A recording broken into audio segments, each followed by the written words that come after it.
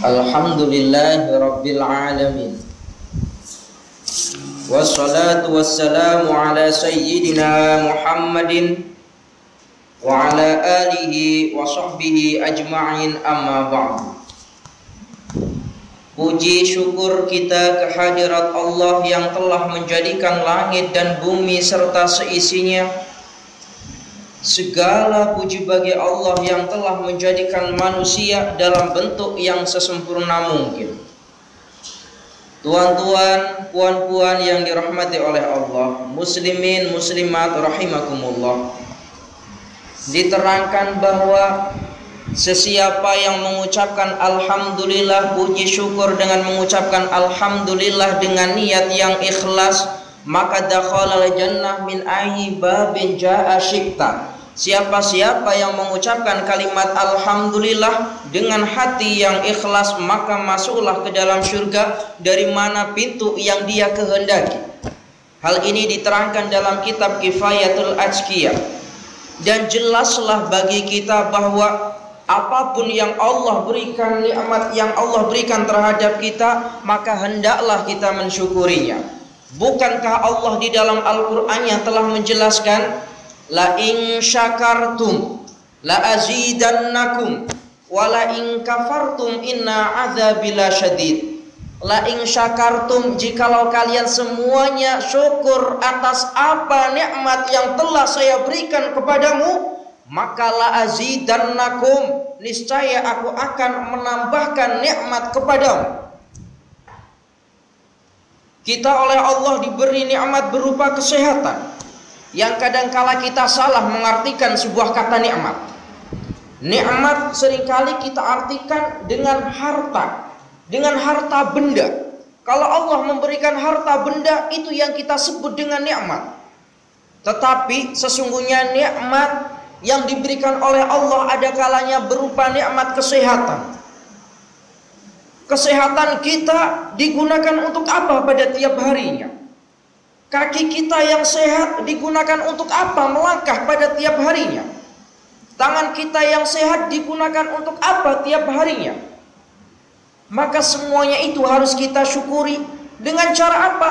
Kita, Allah memberikan kesehatan, gunakan kaki-kaki kita, langkahkan kaki kita menuju daripada majelis ilmu.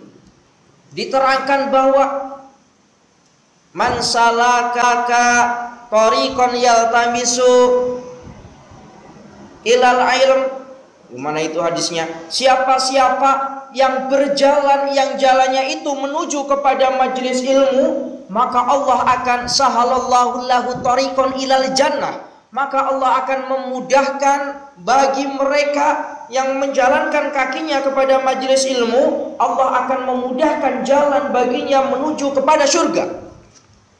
Yang insya Allah tuan-tuan sekalian, kita di sini hadir di sini tidak lain adalah zid ilman, menambah daripada ilmu.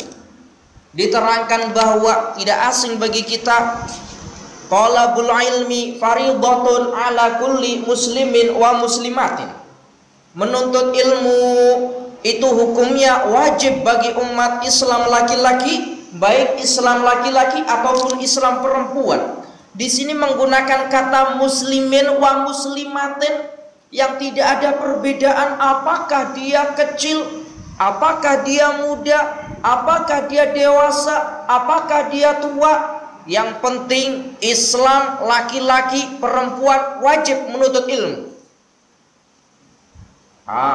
Menuntut ilmu itu bagi budak-budak kecil saja, orang tua enak-enakan di rumah, tidak. Kata-kata muslimin wa muslimatin tidak ada pembeda antara yang kecil, yang dewasa, yang tua, yang besar, semuanya wajib. Muslimin, muslimat yang dirahmati oleh Allah, puji syukur kita kehadirat Allah, di mana pada saat ini kita dapat bermuajahah, berkumpul dalam majelis yang semacam ini. Kita tadi melaksanakan ibadah salat maghrib secara berjamaah. Subhanallah. Di situ diterangkan bahwa as-salatul jamaati afdalu min salatil fadhi. Sholat yang dilaksanakan secara berjamaah itu lebih utama dibandingkan dengan sholat sendirian dengan pahala 27 derajat. Maklum bagi kita tahu semuanya. Yang insya Allah selepas ini kita nanti akan melakukan ibadah sholat isya secara berjamaah. Banyak orang yang tidak tahu sholat isya. Dikatakan bahwa man sholat isya'an fil jama'ati kana kaqiyamin nisfi lailatin. Siapa-siapa yang melaksanakan ibadah sholat isya secara berjamaah, maka baginya umpama melaksanakan ibadah separuh daripada ibadah malam. Subhanallah. Tapi seringkali kita terlupa. Maghrib banyak jamaahnya, tetapi isya tengok kira-kira di surau ini masih banyak lagi apa enggak nanti jamaahnya. Semoga bertambah bukan berkurang jamaahnya. Dan diterangkan bahwa man sholla isya'an wal fajr fi jama'atin, siapa-siapa yang melaksanakan ibadah sholat isya dan sholat fajar yang dimaksud adalah sholat subuh secara berjamaah, maka kana kaqiyamil lailatin, baginya umpama melaksanakan ibadah dalam satu malam penuh. Subhanallah. Muslimin muslimat yang dirahmati oleh Allah, perjalanan yang terjauh itu bukan dari sini menuju kepada Singapura, menuju kepada Thailand, menuju kepada Amerika, bukan. Sesungguhnya perjalanan yang terjauh bagi kita adalah dari rumah-rumah kita menuju ke masjid. Iya apa tidak? Kita bayangkan, kalau pagi sudah dikumandangkan azan subuh, Allahu Akbar, Allahu Akbar, kita masih senyak tidur, tunggulah nanti belum iqomat. Iqomat sudah dikumandangkan, Allahu Akbar, Allahu Akbar, asyhadu alla ilaha illallah, tunggulah nanti imam belum takbir. Setelah imam takbir, belumlah imam dapat rakaat pertama, rakaat kedua sampai salam, tidur kita masih nyenyak. Sesungguhnya perjalanan yang terjauh itu bukan perjalanan kemana sampai kemana, tapi perjalanan dari rumah kita menuju daripada masjid, daripada surau ini. Sekarang kita tengok di kampung sekitar kita, ada berapa jumlah orang yang ada? Tentunya banyak. Yang bisa melangkahkan kakinya dari rumah menuju ke surau ini, kita tengok berapa orang bisa dihitungnya. Maka sesungguhnya perjalanan yang jauh itu adalah perjalanan daripada rumah kita menuju daripada surau, menuju daripada masjid kita. Kita sering malas-malasan, sudah dikumandangkan azan kita masih enak-enakan di dalam rumah, sudah dikumandangkan azan kita masih enak-enakan di kedai kita. Padahal itu panggilan ilahi, perjalanan yang jauh yang akan mengantarkan kita ke akhirat kelak. Muslimin muslimat yang dirahmati oleh Allah, untuk apa kehidupan ini? Untuk apa nafas kita ini? Maka diterangkan di dalam sholat kita, innas sholati wa nusuki wa mahyaya wa mamati lillahi rabbil alamin. Innas sholati, sesungguhnya sholatku, wa nusuki, dan ibadahku, wa mahyaya, dan kehidupanku, wa mamati, dan matiku, lillahi rabbil alamin, hanya untuk Allah semata, bukan untuk yang lainnya. Muslimin muslimat yang dirahmati oleh Allah, kita dikasih umur yang panjang. Guna apa umur kita di dunia ini? Kita dikasih oleh Allah berupa harta yang banyak. Diguna apa harta yang banyak ini?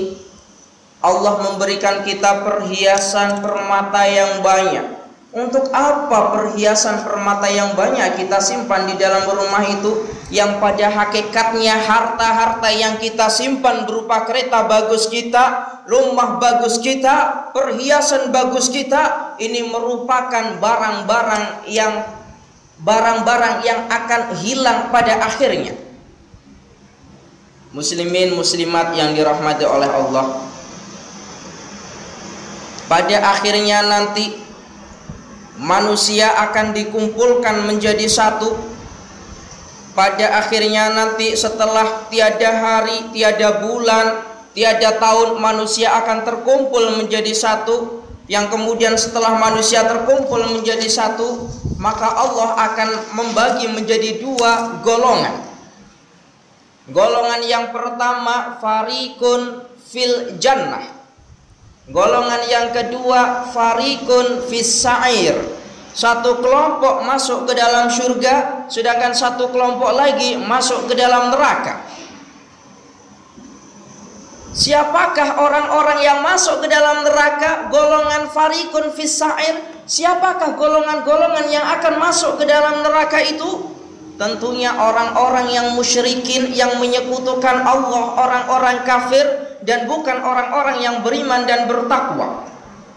Kemudian siapa golongan-golongan yang masuk dakhala fil jannah? Yaitu orang-orang mukmin, orang-orang Islam yang beriman. Orang-orang yang beriman dan bertakwa inilah yang nanti akan satu masuk dalam golongan fariqun fil jannah, satu golongan masuk ke dalam surga. Muslimin muslimat yang dirahmati oleh Allah, siapakah orang mukmin itu? Siapakah orang bertakwa itu? Kadangkala kita berucap, saya orang mukmin, saya orang Islam, saya orang bertakwa. Adakah engkau tahu kalau orang mukmin itu tidak hanya sebatas mengatakan bahwa saya iman, kemudian mengucapkannya, saya iman kepada Allah, iman kepada malaikat Allah, iman kepada kitab Allah, iman kepada Rasulullah, iman kepada hari akhirnya. Tidak cukup hanya dengan menggunakan lisan saja, tetapi kehidupanlah yang membuktikan kita apakah kita iman ataupun tidak. Kemudian yang bertakwa, siapakah orang-orang yang bertakwa ini? Dalam dua cakupan, orang-orang yang bertakwa adalah orang-orang yang senantiasa menjalankan perintah Allah dan menjauhi segala larangan Allah. Orang yang bertakwa ada dua pengertian. Yang pertama, orang bertakwa adalah satu, menjalankan segala perintah Allah. Yang kedua, menjauhi segala larangan Allah. Dua pengertian ini yang nanti akan saya bahas. Menjalankan segala perintah Allah sifatnya mutlak. Menjalankan segala perintah Allah sifatnya tidak mutlak. Menjalankan segala perintah Allah sifatnya tidak mutlak. Yang ketidakmutlakan itu tidak harus dikerjakan sesuai dengan aturan. Apa maksudnya? Kita tengok. Sholat hukumnya wajib. Akankah kehukuman sholat wajib dilaksanakan dengan cara berdiri, dengan cara kita laksanakan seperti tadi? Tidak.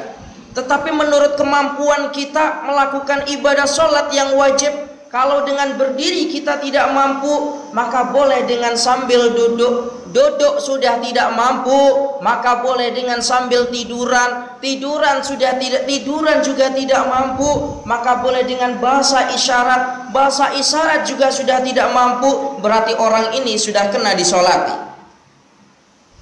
Sudah kena disolati, berarti mati orangnya.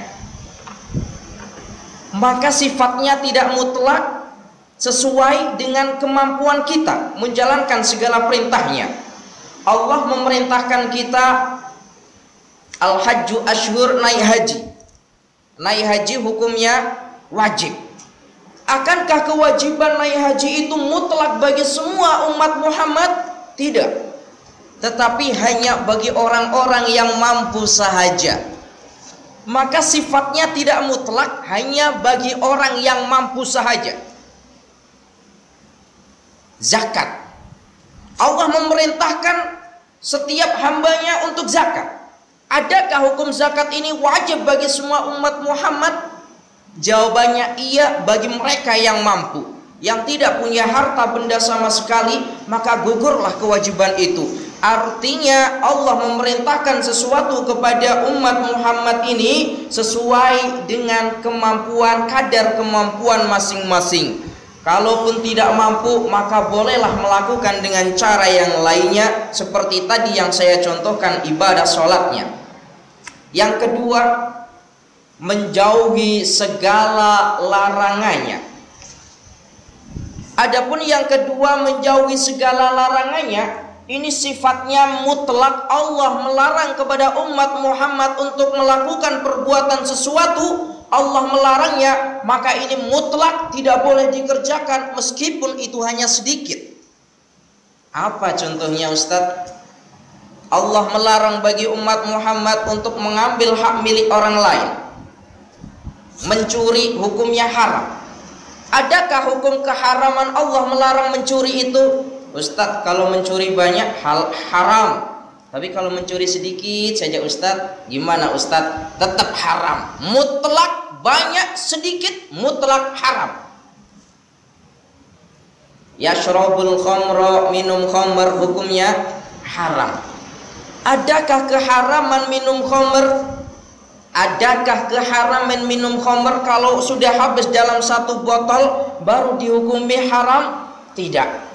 Sedikit satu tetes khamr masuk ke dalam mulut, masuk ke dalam rongga mulut kita, maka sudah dihukumi daripada haram. Sedikit ataupun banyak, hukumnya haram mutlak. Baik laki-laki, perempuan, kecil, besar, tua, dewasa, kalau Allah sudah mengharamkannya, maka semuanya mutlak haram, tidak ada terkecualinya. Kecuali dalam keadaan darurat.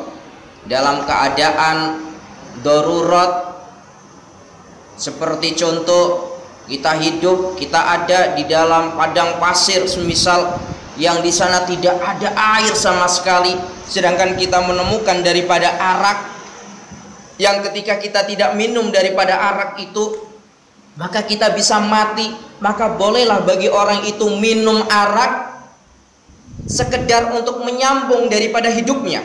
Kalau dia minum satu tetes saja sudah bisa menyambung hidupnya, maka dilarang. Maka yang kedua tetes, yang tetesan kedua hukumnya haram. Jadi hanya satu tetesan itu yang boleh, sedangkan tetesan kedua hukumnya haram. Kalau satu tetes saja sudah bisa menyambung daripada hidupnya, ataupun dia tidak mati sebab tidak minumnya. Muslimin muslimat yang dirahmati oleh Allah. Kemudian orang yang tidak beriman dan orang yang tidak bertakwa, maka dikatakan sebagai orang kafir ataupun kufur. Yang sudah barang tentu orang kafir ataupun kufur ini masuklah ke dalam neraka. Sebagaimana setan yang tidak takwa, yang tidak tunduk kepada Allah, ketika Allah menyuruh kepada malaikat dan iblis untuk bersujud kepada Nabi Adam, maka iblis dengan sombongnya tidak mau bersujud kepada Nabi Adam karena takabur, rasa sombongnya, tidak takwa, tidak tunduk terhadap perintah Allah. Maka oleh itu Allah mengusirnya daripada surga. Yang kemudian turunlah ayat, fabima aghwaytani la aqudanna lahum siratal mustaqim. Setan, iblis ingkar, tidak takwa, iman tetapi tidak takwa. Dua ini harus ada. Seorang muslim tidak hanya cukup iman saja tapi tidak takwa, ataupun takwa saja tidak iman. Iblis iman, percaya akan adanya Allah, percaya akan adanya Rasul Allah, iman, tetapi tidak takwa. Maka iblis, setan termasuk golongan daripada kafirin.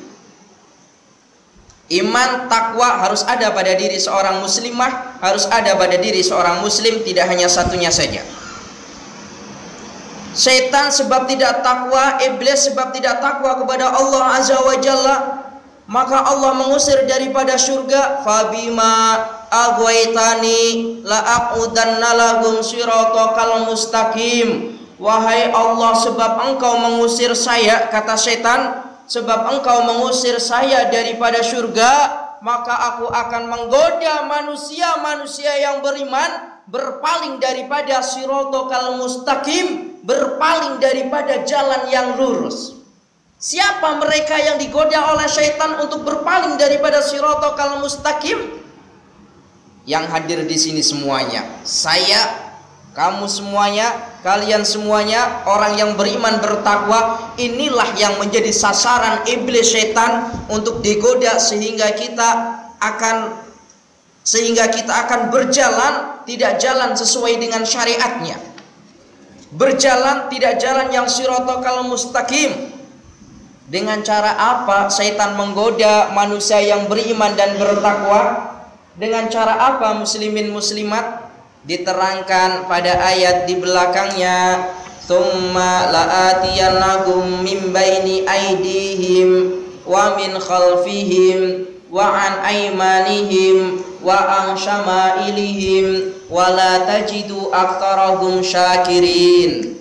Tsumma la'atiyannahum, maka aku akan mendatangi mereka orang-orang yang beriman dan bertakwa ini, mimbaini aidihim, daripada arah depan kita, wa min khalfihim, daripada arah belakang kita, wa min khalfihim wa an aymanihim, daripada arah kanan kita, wa an syama'ilihim, daripada arah kita. Sampai kapan iblis ini menggoda manusia yang beriman dan bertakwa? Sampai wala tajidu aktsarahum syakirin, sampai engkau wahai Allah tidak menjumpai daripada umat Muhammad sebagai hamba-hamba yang tidak bersyukur.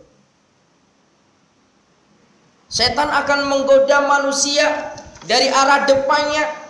Kalau arah depannya sudah tidak mampu, setan akan menggoda daripada arah belakangnya. Kalau arah belakang setan tidak mampu menggoda manusia yang beriman dan bertakwa, setan akan menggoda daripada arah kanannya. Kalau arah kanannya setan tidak mampu, maka akan menggoda daripada arah kirinya. Intinya 4 penjuru angin, depan, belakang, kanan dan kiri, ini menjadi sasaran daripada syaitan untuk menggoda manusia-manusia yang beriman dan bertakwa. Sampai kapan? Sampai engkau semuanya tidak bersyukur atas nikmat yang telah diberikan oleh Allah. Muslimin muslimat yang dirahmati oleh Allah, engkau punya harta digunakan untuk apa? Kadangkala kita sudah punya kereta 1, masih nak kereta 2, sudah punya kereta 2, kita nak kereta 3, sudah punya kereta 3, kita nak kereta yang lebih bagus lagi. Manusia tidak ada batasnya, tidak ada berhentinya dengan urusan dunianya,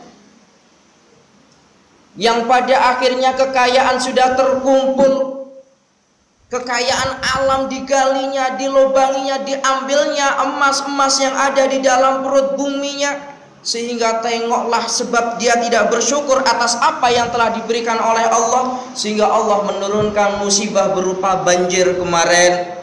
Tengok, kalau sudah Allah menurunkan musibah yang berupa banjir seperti yang kemarin bulan lepas itu, Kelantan tenggelam.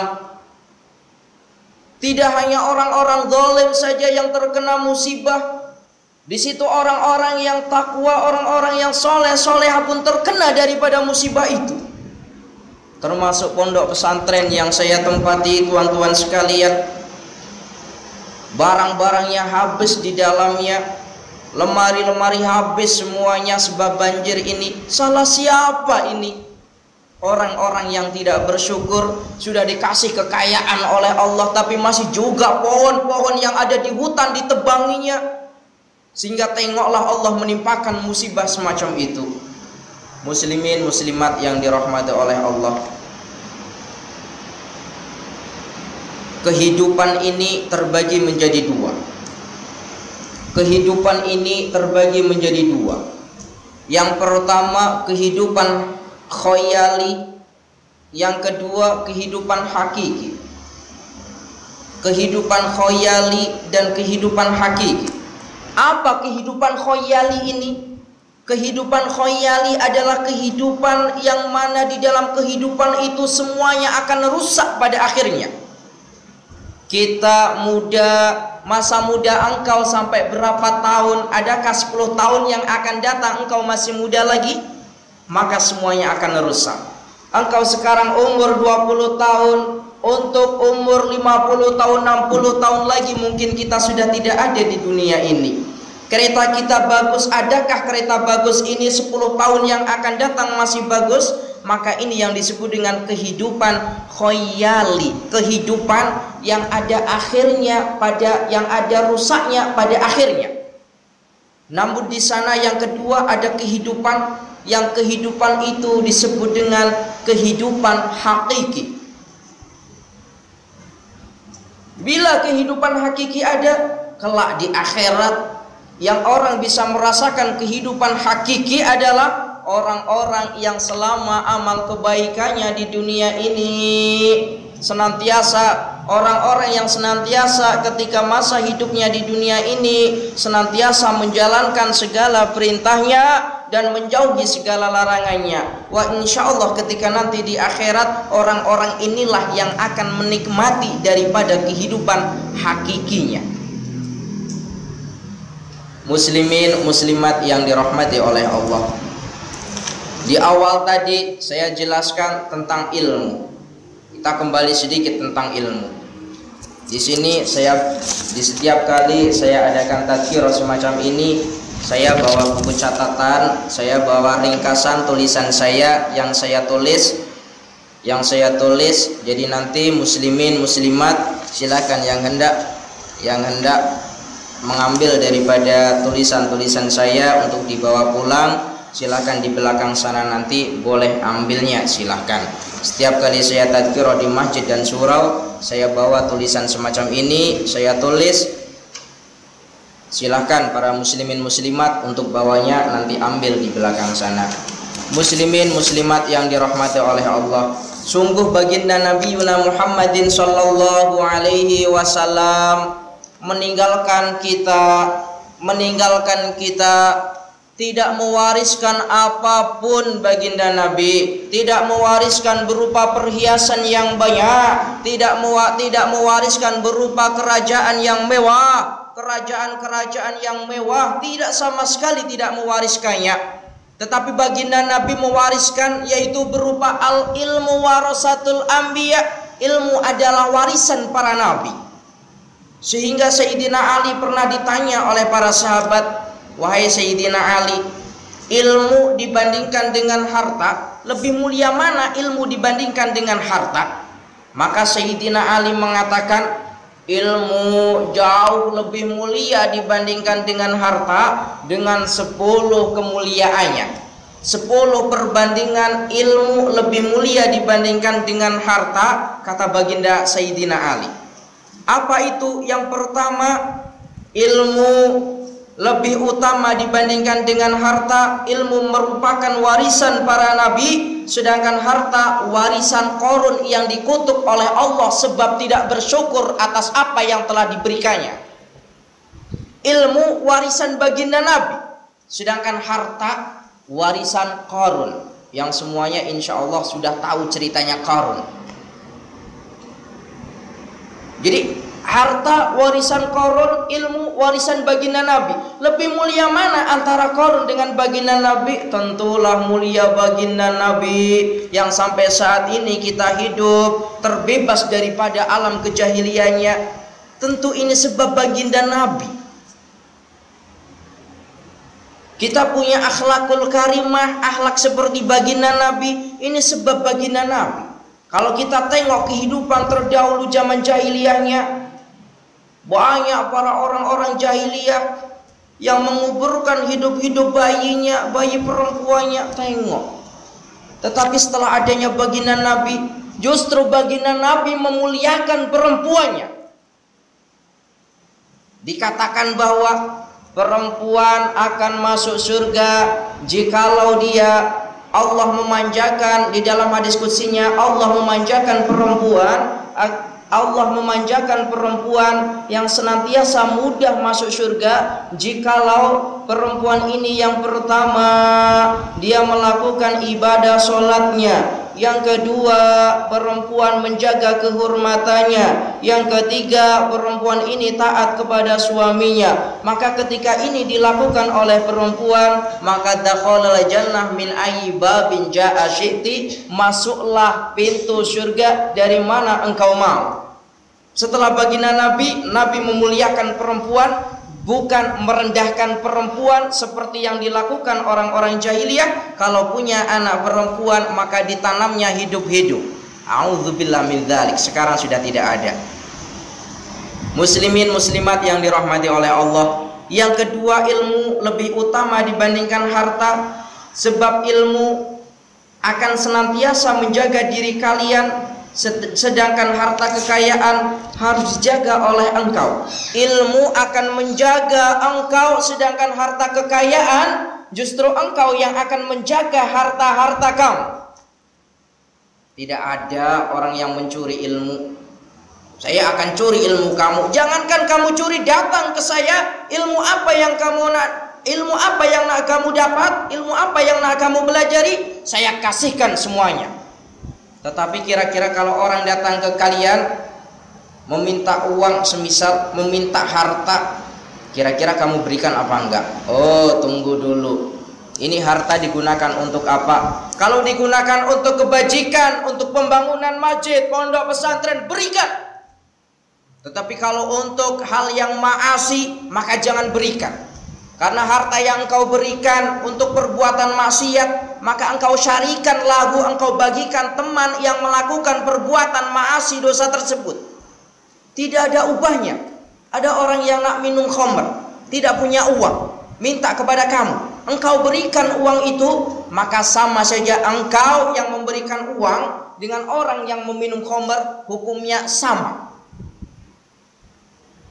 Tetapi kalau uang itu engkau berikan untuk kebajikan, engkau dermakan untuk surau, untuk masjid, untuk pondok pesantren, maka dikatakan bahwa setiap sesuatu yang engkau berikan sekecil apapun, kebagusan yang engkau perbuat sekecil apapun, maka Allah akan melipat gandakannya menjadi 10 kali lipat. Famay ya'mal, gimana? Famay ya'mal misqala dzarratin khairan yarah. Meskipun orang itu melakukan amal perbuatannya, amal kebaikannya hanya sekecil biji sawi, maka Allah akan membalas daripada kebaikannya.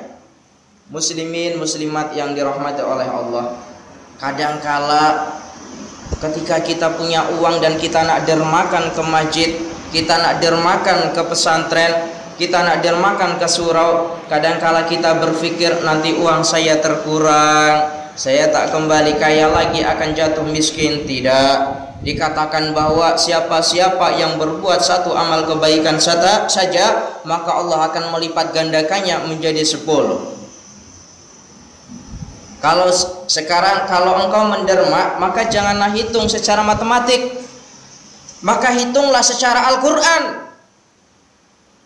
Kalau engkau punya uang 500 ringgit, engkau dermakan 400, maka sisa uang kita tinggal berapa? 100. Itu kalau hitungan matematik. Tapi kalau hitungan Al-Quran bukan 100 bagi kita yang ada bukan 100, tetapi 400 dikali 10, itulah bagi kita yang nanti akan kita ambil pahalanya di akhirat kelak. Muslimin muslimat yang dirahmati oleh Allah, tidak ada barang benda harta kekayaan kita yang nanti akan kita bawa di akhirat kelak, tidak ada kecuali amal-amal kebaikan. Ada 3 amal kebaikan yang jikalau ini engkau lakukan, laksanakan, maka amal kebaikan itu akan senantiasa mengalir amalnya kepada engkau meskipun engkau telah meninggalkan daripada dunia ini. Apa saja 3 itu? Yang pertama, waladun solihun, anak yang soleh. Anak yang soleh, orang tua yang punya anak yang soleh, meskipun orang tuanya meninggal dunia, anaknya mendoakan Allahumma gfirli dzunubi wali walidayya warhamhuma kama rabbayani shaghira, maka amalannya akan senantiasa mengalir meskipun orang tuanya sudah meninggal daripada dunia ini. Yang kedua adalah sedekah kekal. Yang kedua adalah sedekah kekal.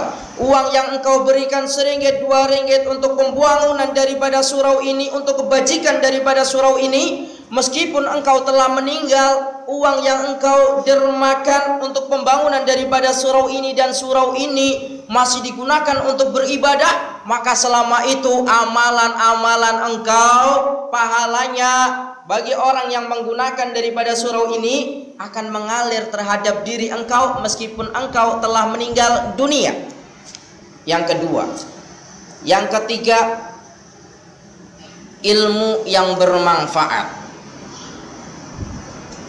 Ilmu yang bermanfaat. Kalau kita sedikit tahu akan ilmu agama, kita bisa mengaji Al-Quran, apalagi yang tahfiz Al-Quran, ajarkan kepada jiran kamu, ajarkan kepada anak-anak kamu, ajarkan kepada istri-istri kamu. Selama mereka masih mengamalkan daripada ilmu yang engkau berikan kepada istri anak kamu, meskipun engkau sudah meninggal dunia, maka amalan itu akan senantiasa mengalir terhadap diri kalian.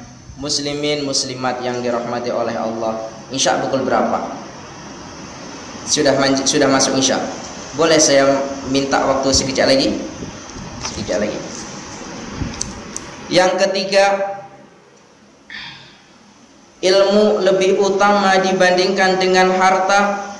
Ilmu engkau berikan kepada yang lain senantiasa tidak akan berkurang, sedangkan harta engkau berikan kepada orang lain, maka harta itu akan berkurang.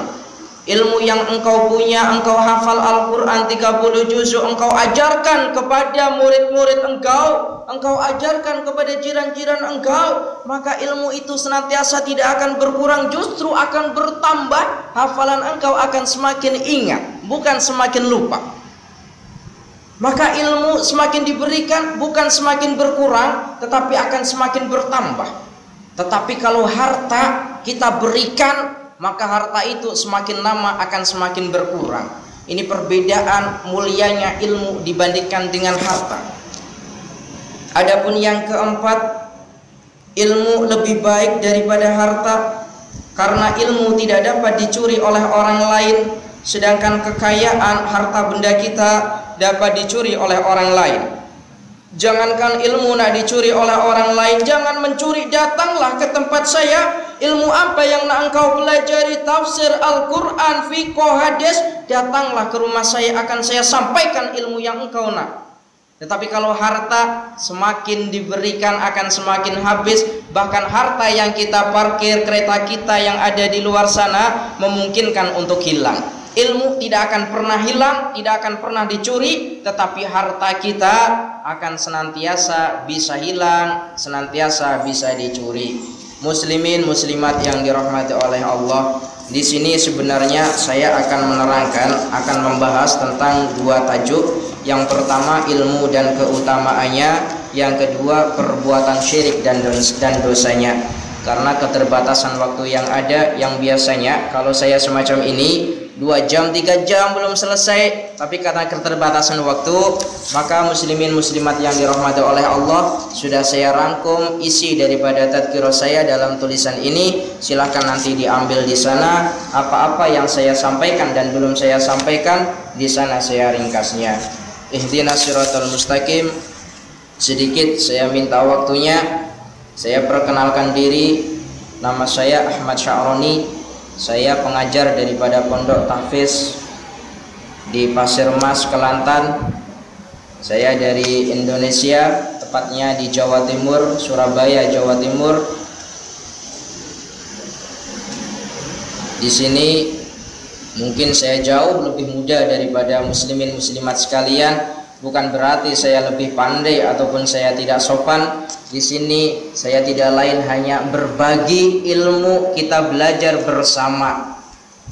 Umur saya 28 tahun, saya asal daripada Indo, mengajar di Pondok Tahfiz Pasir Mas, Kelantan, dan saya sedikit nak menyampaikan daripada mudir kami bahwa sebab banjir kemarin banyak kerusakan yang ada di dalam pondok kami. Di sini kami membawa sijil wakaf yang tidak lain diperbantukan untuk pembangunan daripada masjid dan asrama-asrama kami yang kemarin terkena banjir. Jadi muslimin muslimat yang mendermakan ataupun mewakafkan 50 uangnya sahaja, maka silahkan ambil daripada sijil wakaf ini, yang tidak lain kami gunakan untuk kebajikan daripada pondok Ma'had Tahfiz Repek ataupun untuk kebajikan Masjid Imam Syafi'i yang sekarang dalam pembinaan. Muslimin muslimat yang dirahmati oleh Allah, di sini guru-guru kami mengarang sebuah buku yang bertajuk Sholawat Terbaik, Khasiat dan Cara Mengamalkannya. Di sini ditulis oleh beliau Syekh Nuruddin yang kebetulan sama-sama mengajar dengan kita di pondok tahfiznya. Beliau menulis buku ini dan kami jualnya kepada muslimin muslimat sekalian, membeli sambil menderma. Buku ini kami jualnya. Kemudian di sini ada buku 101 Doa Jampi Mujarab ulama pondok. Sering kita tengok ada beberapa penyakit yang penyakit itu tidak bisa disembuhkan di hospital, karena memang penyakit itu datangnya mungkin secara tiba-tiba ataupun secara gaib. Di sini diterangkan bagaimana cara menyembuhkannya. Di sini ditulis oleh beliau Syekh Nuruddin yang sama-sama mengajar dengan kita di Pondok Tahfiz wal Qiraat. Di belakang sana nanti ada tabung kami dan buku-buku kami, dan ada sijil wakaf. Silahkan bagi muslimin muslimat yang nak menderma, ada di belakang sana. Bagi yang belum membawa uang, mungkin nak menderma, silahkan ambil. Insya Allah kami tunggu di surau Ad-Din ini. Ihdinas siratal mustaqim. Kita baca doa sekejap, selepas itu kita sholat isya. Bismillahirrahmanirrahim.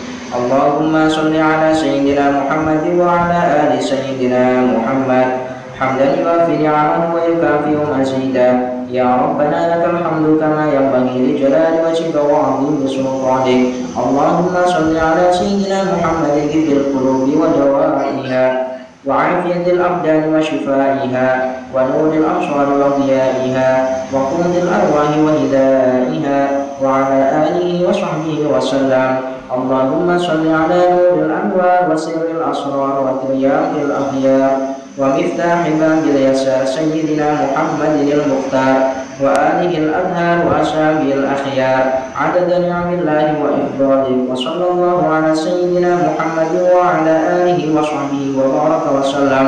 Subhana rabbika rabbil izzati amma yasifun wa salamun ala al-mursalin walhamdulillahi rabbil alamin.